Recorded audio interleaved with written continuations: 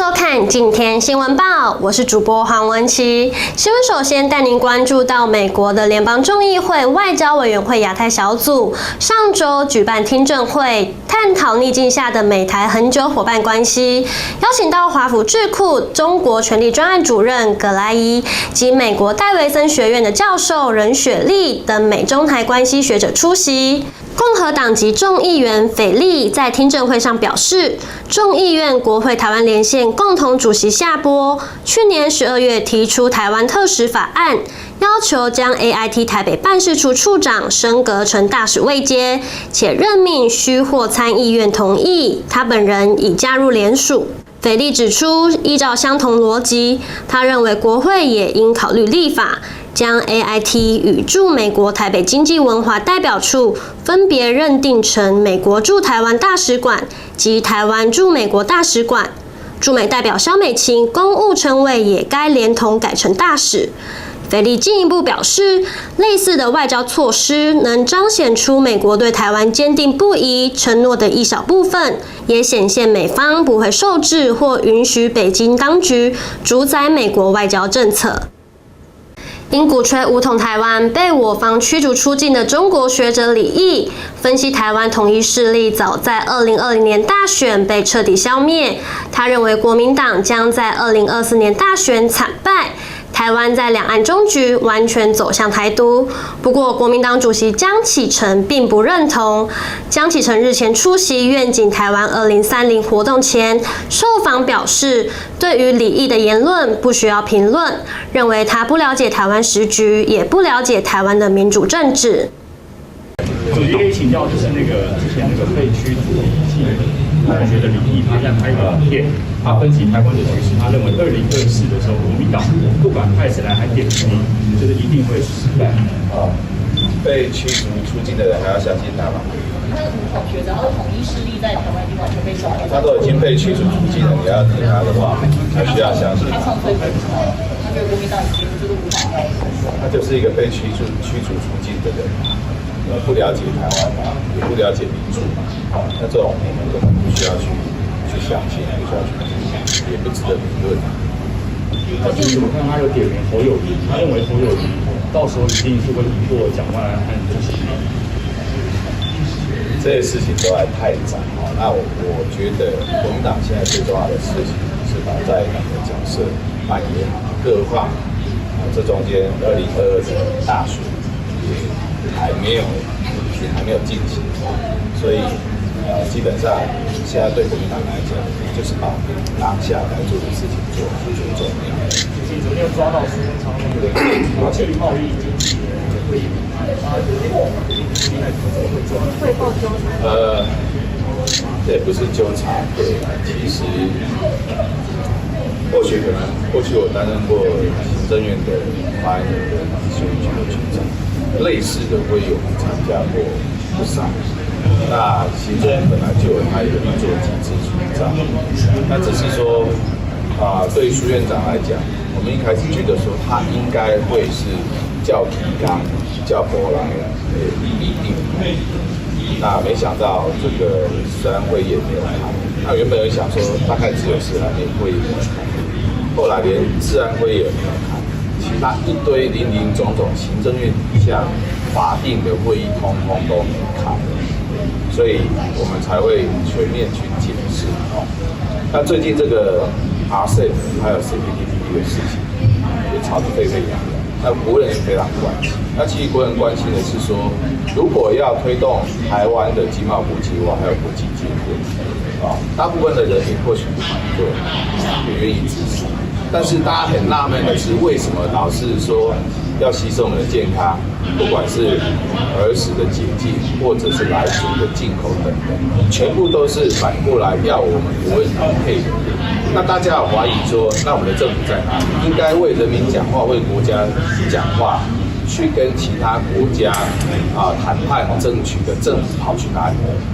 后来我发现他们原来连策略会议都没开。这个策略小组会议就是国际经贸策略小组会议，从101年就成立了，然后一直到现在，中间其实经历过政党轮替，民进党也没有把这个会议推翻掉。好，如果民进党觉得这不重要，你可以上任以后就把它取消掉，但是没有，他们还更新了设置要点。设置要点里面把推动 RCEP 跟 CPTPP 当时叫 TPP 全部都纳入重要的任务的第一项。结果被蔡政府列为首要工作任务的这一个国际经贸策略小组，在林权还有赖清德各开过一次会议以后就没有了。好，如果我有讲错，我欢迎行政院纠正，因为我们真的找不到资料。我们助理很辛苦在这个新闻上面一则一则去爬出说，因为你们开完，如果有发记者会的，有发新闻稿，我们认为你有开。但是到现在为止，这是我所收集到的资料。那我昨天也咨询了苏贞昌，他也没有反驳啊，他也一副就是有这个会议吗？他也搞不清楚啊。所以我再次的傻眼，就是为什么一个院长，你是真的被莱猪冲昏了头吗？还是蔡英文真的对你压力这么大，然后你完全忘了你作为一个行政院长该做的这些最起码的功夫了。新竹工程师日前在记者会上宣布，街口支付将进行冠名赞助，未来队名将改成新竹街口工程师队。不过日前宝岛梦想家接受台新赞助，改名成福尔摩沙台新梦想家，却引发球迷质疑有放弃属地主义之嫌。而如今工程师也接受冠名赞助，是否会担心外界观感问题？来看看总经理的受访画面。那如果没有这种主宰能力的球员，要突然跑进一个大家已经跑很久的环境，那困难度就会提升很多。所以现在呢，练习生的角色扮演基本上还是以第一，不会去影响球队在日常运作里面的练习。那第二呢，我们也希望我们的练习生可以在球队安排的时间有更多互相竞争，然后互相来进步的空间。那然后呢，跟球队的互动也会在譬如说一些个人的训练的练习里面产生。对，因为比赛对我们说起来的话，26号是我们第一场，所以说实在时间真的已经越来越少。那练习生的这些训练的内容，多多少少我们也会有一点先是有点分开的。可是我们也不会让他们就是晾在那边，这个我觉得也是不应该了。所以接下来就是会跟球队这边会有新的一些练习生的课程跟讨论，让他们来执行。有了街口支付，现在才能够如此安全的站在这个舞台上面。我相信大家呢现在都还蛮期待的这一段故事。我们是不是请我们副队长陈立焕跟大家分享一下？故事就是这样，有一次过年嘛，然后就是跟3-5个好友出去玩牌，在他们家，然后身上没带现金，那就那天运气废了，输了，一不小心输多了，然后他就冲进5个黑衣人不让我走，然后这时候呢，我朋友就拿出一个 QR code 就叫我扫，然后我就让他扫了之后，幸好就是保住了我的一个左手，让我可以继续在脚上打球。开玩笑的，开玩笑的啊，真的单纯是开玩笑的。主要他只是在描述街口支付，其实他除了你去买东西、去吃东西、去什么宁夏夜市可以吃东西之外，其实街口支付呢，在做一个转账也是相当方便。对，主要真的在我身上比较实际使用街口支付的例子，就是比如说我们 Fancy 的，因为我们虽然说我们有accessory 的 sponsor， 就是我们有装备的 sponsor， 但是比如说像是广告这双鞋啊之类东西，我们还是会希望自己穿在身上会好看、会吸引人。那有一些可能没有赞助到的东西，那我们可能要自己上网去想办法。那所以这部分的话，其实街口支付就很方便的帮助我们去支付我们所想要的一些让自己看起来会觉得很有自信的一些产品。所以这些东西在这些东西使用上，我觉得街口支付就非常方便的去帮助到我们在购买这些产品上。所以我觉得这点上在街口支付上是帮助我们很大，因为球员毕竟嘛，就是穿得好看，你打得好。这个是球员的一个小小的一个迷信，所以对啊，就很方便。再来带您看到日前以年轻世代宪政蓝图与愿景为题举办的第2届修宪论坛，邀请学者、政党代表、青年代表共同讨论。而论坛中谈到台湾制宪等议题时，台湾基进党立委陈柏惟在论坛中先呛国民党立委陈玉珍是中方代表，又开玩笑揶揄民进党副秘书长林飞帆的台湾价值。针对陈柏惟的暗讽，陈玉珍也做出回应。有没有人听不懂台语的？有，不，应该有人听不，好，不要紧。那个概念是这样，具体不管政治人物说什么，你们要看他做什么。待会有人会说他支持多元民主，但他们政党从来就不会去推这件事情。好了，不管了，具体是谁我不讲了。反正我们今天很开心，有各界来的贵宾代表，当然也有中方的代表。那我要讲台湾是这样子，台湾过去历史经历了真的很多的东西，但是台湾到底有没有一个国家，到现在还不是一个很明确的答案。我换个方式讲，即便有人说国是中华民国，家是台湾，那有一个很现实的问题是，中华民国到底有没有建国成功？我想在这边做一个民调你们认为中华民国建国成功的举手。那你宪法制定的时候，在政府的你是有政府就可以有宪法的，但是有一个问题是，我们到底有没有国家？如果中华民国建国，在我们刚刚讲起来，你听起来也觉得未完成。事实上，台湾也没有独立建国过。那么，台湾现在的状况是一个有政府，它有收税金，它有发行钞票，它有建立制度，但是它很难去跟人家交朋友。他在外交上会受到中国打压，他会跟在美中两强之间。中国宣称台湾是中国的一省，美国认为他是宣称台湾是台湾关系法，所以台湾也不是中国的。总之，我们是先有政府才有国家，这也是台湾最大的悲哀，因为全世界都是先有国家才有政府。如果我们今天这里人都承认我们是一个国家，好，那我们来讨论这个国家叫什么名字？可是台湾现在的状况是已经有一个政府，当我们在讨论我们心里想的被这个政府所治理的人群们。我们有想象2个国家，这是最大的问题。这也是我认为，要朝野取得所谓的共识会非常困难的原因。只有我辈青年不断的去了解历史，去查明真相，去做你认为对的事情，也就是相信台湾这件事。在未来的政治选择上，或者是在你们的这个社会讨论也好，或者是网络留言也好，你们去理解一件事，就是如果台湾是我的国家。如果我希望台湾是一个国家，那么我们要如何让台湾更好？如何相信台湾？这个就是所谓的台湾价值。这样应该没有刁到你们了，应该要掌声吧？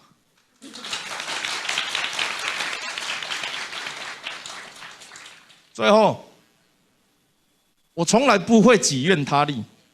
曾经有一个民意代表当着我的面，他跟我讲说，台湾不能独立是民进党害的。我说民进党不是喊台湾独立选举选上的，喊台湾独立选举选上的是我，所以当基进党如果过半的时候，台湾就会独立了。但，所以我辈青年人不要己怨他利，你想要做什么？如果别人做不到，也不要怪罪别人。你认为有一些法律他们推得不够快，你认为执政党做得不够好。那没有关系，你可以抱怨。可是你要小心的事情是，在这些讨论过程里面，一定都会有见缝插针，会有分化的。我的想法很简单，你想要什么，自己去争取。你总不会想要追女朋友，还要靠别人去帮你追吧？我感觉有声音吗？我先声明一下虽然我是国民党的委员，不过我今天讲的话不能代表国民党的立场我一向都是代表自己来讲话。不过我觉得今天我们这一场可能会是最有火花的因为我刚刚听了前面好几位我们语坛人的这个说法，我不禁要一一的来讨论一下这个首先我不明白为什么陈柏惟委员一上来就要批评我们林飞帆秘书长，说他说的跟做的是不一样的。你刚刚说什么多元民主什么虽然有人这样说，但不是这样做我来解。民党在做跟说的时候，这中间的差距，大家有时候看新闻的时候，有时候现在不要只看标题大概也还要去细究。我讲的这些东西都是实实在在真的在立法院发生的这个事情那我再举几个例子其实我是蛮支持这个陈柏惟委员的哈，他的很多想法都很好。但是呢，我觉得在很多的立场上面哦，我会更期待，我当然更期待基进党有更大的发展。但是基进党如果有更多的发展，很多事情上面可能不要在每次一场投票的时候，全部都跟随这个民进党的这个票举手，这样好像会失去这个主体性啊。我感觉会这样，这我个人意见哈，参考而已。最重要是要希望来听听我们年轻朋友的声音啊，所以希望啊。多一点那个问题了哈，谢谢各位，谢谢。好，非常感谢陈玉珍委员的分享。但因为刚才我们有点到其他政党，我这边也想要希望陈柏惟委员这边是不是可以简单用2-3分钟帮我们做一些简单的回复？不用啊，我没有在听呢。中天新闻台换照不予通过，自11日起退出52频道。当天上午一场质询行政院长苏贞昌时，国民党立委李德维在他最后1分钟的时间播放奇异恩典，并戴上贴有禁止符号的黑色口罩，象征国家不给人民发声，新闻自由已死，直到他质询时间结束。最后剩1分钟，今天是中天关台的日子，我想大家都对于言论自由、新闻自由非常的注重，所以我最后1分钟在这里戴上口罩，来表示我对这一件事情，对于 NCC、对于行政部门做法的不满意。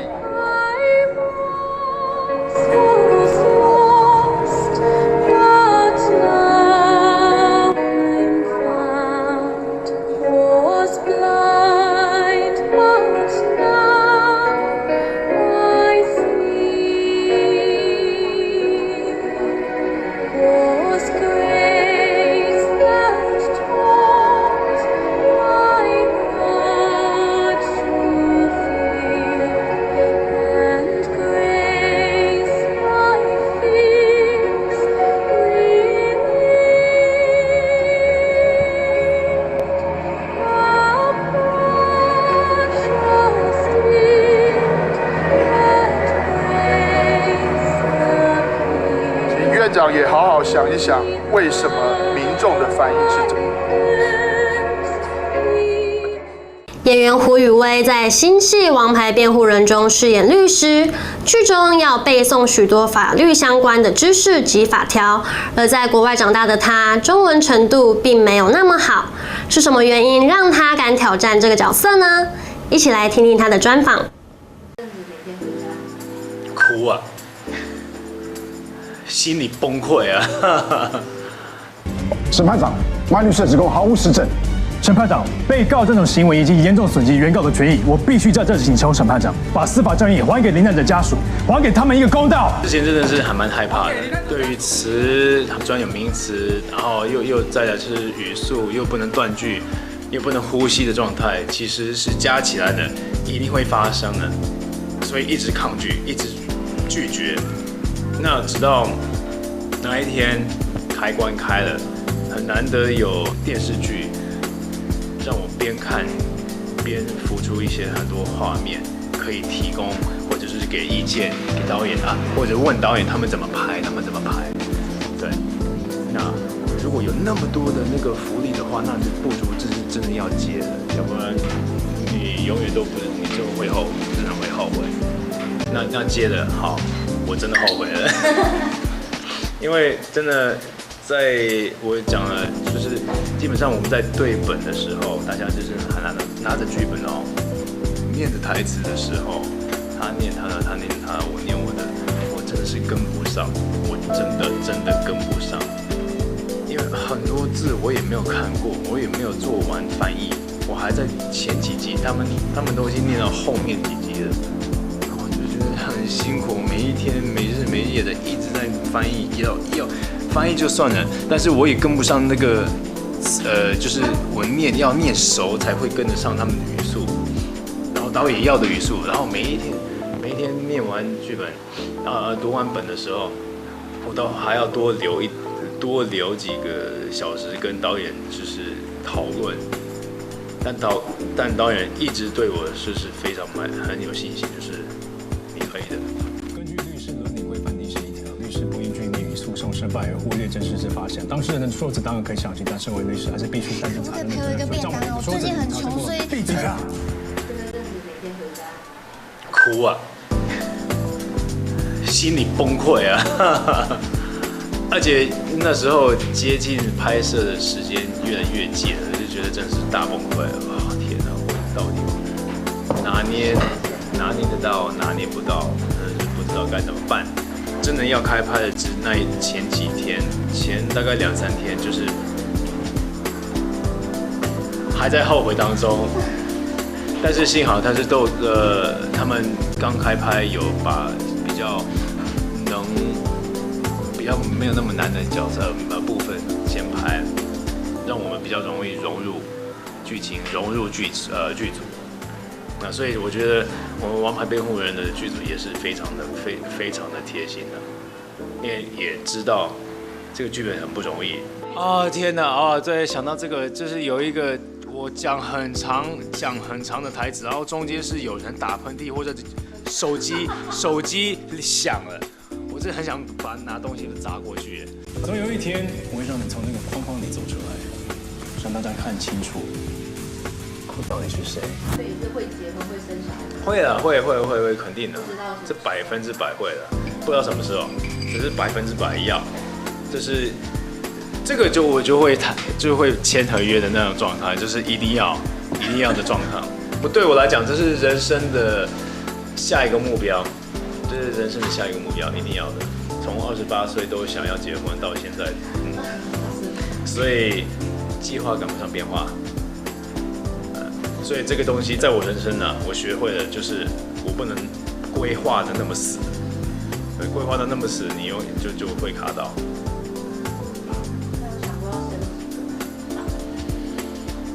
我觉得2个还蛮不错的，3个会有点太多了。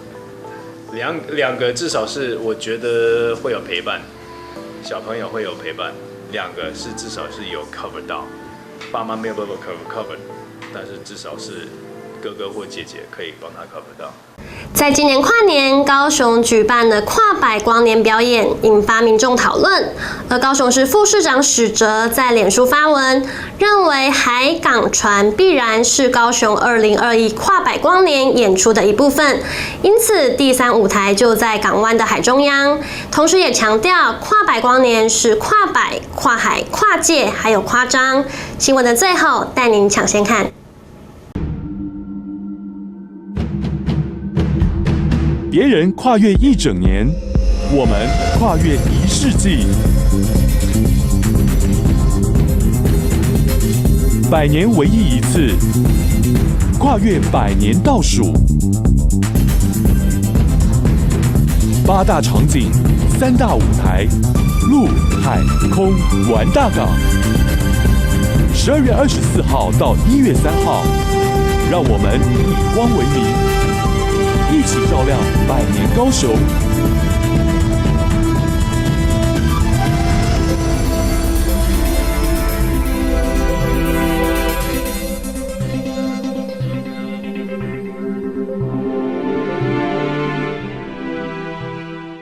以上是今天的今天新闻报，我是主播黄文琪，感谢你的收看，我们明天再会。